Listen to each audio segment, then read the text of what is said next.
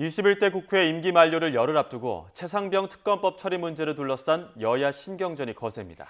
윤석열 대통령이 내일 국무회의에서 거부권을 행사할 거란 관측이 나오는 가운데 야권은 공동 기자회견을 열고 압박 수위를 높일 전망입니다.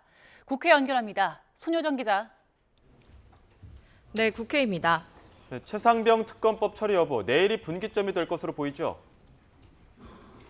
네, 내일 국무회의에서 최상병 특검법에 대한 제2 요구권이 상정돼 윤석열 대통령이 거부권을 행사할 거란 관측이 나오고 있습니다.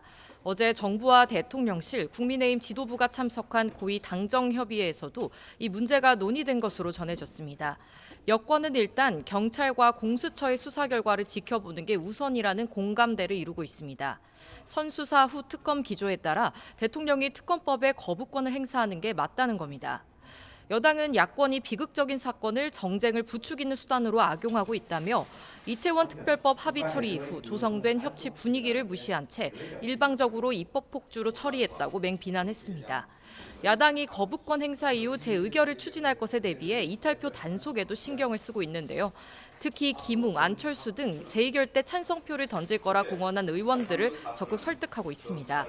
원내 핵심 관계자는 YTN과의 통화에서 지금까지 통과된 특검법 가운데 여야 합의가 이루어지지 않은 사례는 없었다며 사실상 민주당이 특검 단독 추천권을 갖는 등 법안의 문제점을 설명할 예정이라고 밝혔습니다.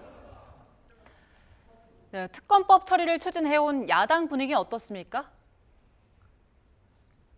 네, 민주당은 당 차원의 대응을 넘어 다른 야당과 공동 전선을 꾸리고 대여 압박 수위를 높이고 있습니다.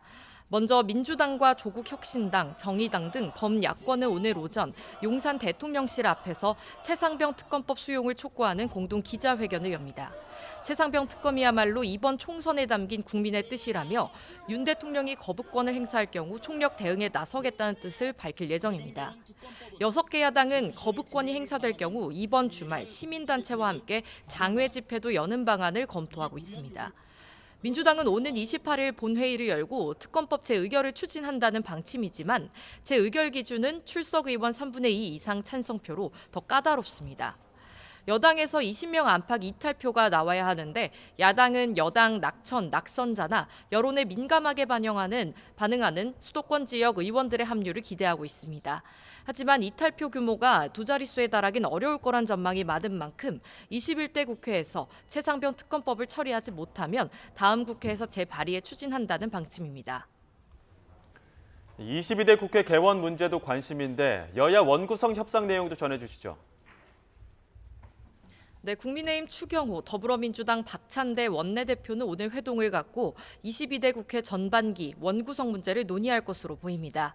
무엇보다 타 상임위 법안을 심사하는 법제사법위원장과 대통령실을 담당하는 운영위원장 자리를 가져오기 위한 신경전이 치열한데요. 국민의힘 성일종 사무총장은 YTN 라디오에 출연해 원구성은 다수당인 민주당에 달린 문제라며 18대 국회 등 과거 민주당이 소수당이었을 때 배려받았던 경험을 기억해야 한다고 말했습니다. 또 법사위원장은 의석수가 제일 많은 1당이 아니라 2당이 가져와야 한다며 운영위원장은 여당 몫이었던 관례를 민주당이 더 잘 알 것이라고 강조했습니다. 민주당도 법사위원장과 운영위원장을 확보하고 6월 개원을 목표로 나머지 상임위원장 배분도 빠르게 맞춰야 한다는 입장입니다. 민주당 원내 수석 부대표인 박성준 의원은 KBS 라디오에서 민주당에 압도적인 의석을 준 총선 민의를 고려하면 윤석열 정부의 독주를 막기 위해 법사위원장과 운영위원장 자리가 반드시 필요하다고 말했습니다. 주요 상임위원장 배분을 놓고 여야 입장이 좀처럼 좁혀지긴 어려워 22대 국회도 과거 국회처럼 지각 개원할 거란 관측이 많습니다. 네, 국민의힘 상황도 살펴보죠. 황우여 비대위원장이 오늘 상임 고문단을 만난다고요? 네, 국민의힘 황우여 비대위원장은 오늘 김진표 국회의장과 민주당 이재명 대표 등 주요 인사들을 차례로 예방합니다. 그런데 상임 고문단 회동 일정에도 관심이 쏠리고 있습니다. 황 위원장은 추경호 원내대표와 함께 여의도의 한 중식당에서 상임 고문단과 오찬을 하는데 이 자리에서 총선 참패 수습과 전당대회 준비 등 당 현안이 논의될 가능성이 있습니다. 전당대회 개최 시점과 방식이 여권 내 화두인데 당내에선 현행 당원 투표 100%인 당대표 선출 방식을 유지한다는 주장과 일반 국민 여론조사를 반영해야 한다는 의견이 엇갈리고 있습니다.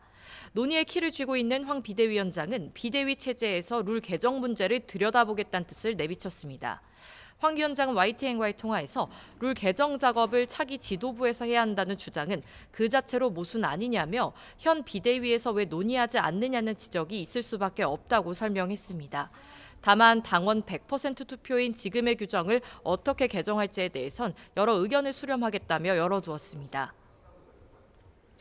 네, 친문 적자로 불리는 김경수 전 경남지사 어제 귀국했는데 민주당에선 당내 역학관계에 미칠 영향을 예의주시하고 있죠.